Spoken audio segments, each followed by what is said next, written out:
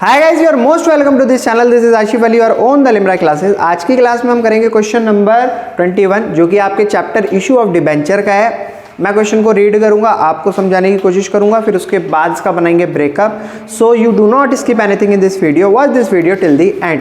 तो क्वेश्चन कुछ इस तरीके से दे रखा है, मैंने आपकी स्क्रीन पर भी शो करा दिया। मैं क्वेश्चन को रीड करने जा रहा हूँ। Green limited purchase the asset of strong limited. हालांकि इससे रिलेटेड क्वेश्चन आपने शेयर वाले चैप्टर में भी करा है, आपको याद आ गया होगा, जहां पर आपने क्या सीखा था। जब कोई एक बिजनेस किसी अनदर बिजनेस को खरीदता है या कोई एक बिजनेस का बंदा किसी अनदर बिजनेस की एसेट को खरीदता है, ठीक है, तो वो चीज़ इस क्वेश्चन के अंदर मेंशन है। यहाँ पर बोला है स्ट्रॉन्ग ग्रीन लिमिटेड ने परचेज कर लिया किसका बिजनेस, स्ट्रॉन्ग लिमिटेड का बिजनेस। कितने में? 40 लाख रुपए में, और उसकी 7 लाख रुपए की लायबिलिटी भी टेक ओवर कर ली।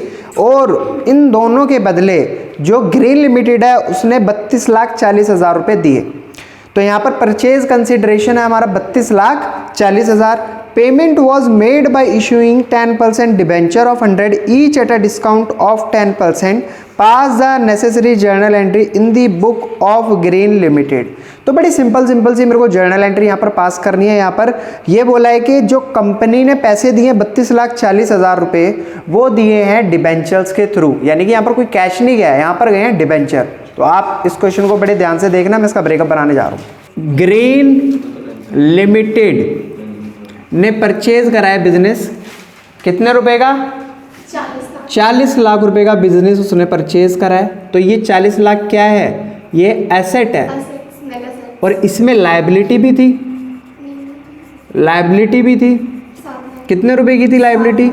7 लाख रुपए की, ठीक है। अब इन दोनों के बदले जो ग्रीन लिमिटेड ने पे किए वो कितना? परचेज कंसिडरेशन कितना था हमारा?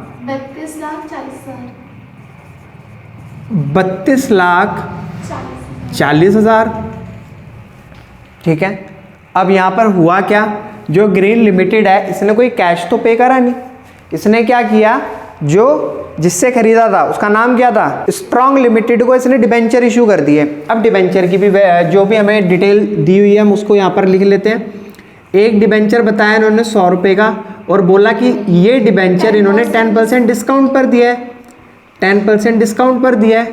तो यानी कि 10 रुपये हम इसमें से कम कर देंगे, 10 रुपये हम इसमें से कम कर देंगे, यानी कि 100 वाली चीज़ कितने में दे दी? 90 रुपये में। तो बच्चों कभी भी इस तरीके के क्वेश्चन करने के लिए आपको सबसे पहले एक वर्किंग नोट का काम खत्म करना होता है, जिससे कि क्वेश्चन करते टाइम एंट्री में कोई दिक्कत नहीं आनी चाहिए। तो मैं यहाँ पर वर्किंग नोट बना लेता हूँ, वर्किंग नोट बना लेता हूँ एक छोटा सा। अब आप एक बात बताओ, पैसे दिए कितने? 32,40,000, और मेरे को सबसे पहले ये पता लगाना है कि जो डिबेंचर हैं वो कितने इशू करे गए हैं इस 32,40,000 रुपए को देने के लिए। तो यहाँ पर इन्होंने ये तो बता दिया कि 90 रुपए का एक डिबेंचर दिया है, और क्या बताया इसके अलावा?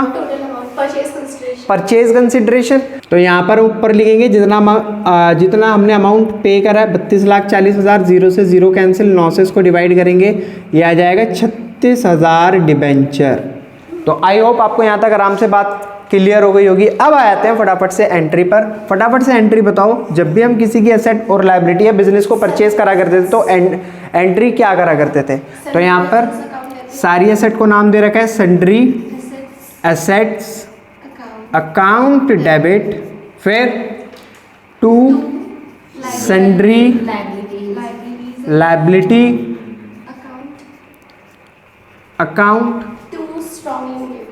To stock limited, strong limited जिसको हम पैसे दे रहे हैं, और यहाँ पर जो भी मेरा बैलेंस बचेगा वो मैं किस नाम से डालता था? कैपिटल रिजर्व के नाम से। हालांकि ये वैसे बाद में पता चलता है, लेकिन मैंने लिख पहले ही दिया है। तो ये कैसे लिखा है मैं आपको बता देता हूँ। एक बार बताओ, मेरी एसेट है कितने की टोटल? 40 लाख रुपए की, ठीक है। अब यहाँ पर जो लायबिलिटी है वो कितने की है? 7 लाख रुपए की, ठीक है। कैपिटल रिजर्व का अमाउंट मैंने क्या बताया, बाद में पता लगेगा। स्ट्रॉन्ग लिमिटेड को दिए कितने हमने? 32,40,000। आप इन दोनों को ऐड करोगे कितना आएगा? 39,40,000। और किस में से माइनस करोगे? 40 लाख में से आप इसे माइनस कर दोगे। तो कितना आ गया 0,000,000 60,000। ठीक है, 60,000 रुपये का क्या हो गया यहाँ पर कैपिटल रिजर्व, मतलब बैलेंस लायबिलिटी साइड, मतलब क्रेडिट साइड बचा रहा था, तो हमने इसमें से इन दोनों को ऐड करके माइनस कर दिया, तो मेरा बैलेंसिंग फिगर जो है वो किस नाम से आ गया, कैपिटल रिजर्व। अच्छा, अगर मेरा बैलेंस आता डेबिट साइड तो मैं किस नाम से लिखता उसको, गुडविल के नाम से, क्योंकि मैंने क्या करा, बिजनेस से ज़्यादा उसकी वैल्यू पे कर दी, तो कहीं ना कहीं वो अमाउंट किस चीज़ का था, गुडविल का, और इसे मैंने क्या बता रखा है आपको, नेगेटिव गुडविल। ठीक है, तो क्लियर है, एक एंट्री तो हो गई। दूसरी एंट्री में क्या करा करते थे हम, अभी इस बंदे को डिबेंचर इशू करके देंगे, तो स्ट्रॉन्ग लिमिटेड हमारा बन गया क्रेडिटर, तो इसको हम कर देंगे डेबिट, स्ट्रॉन्ग लिमिटेड डेबिट, फिर discount on issue of debenture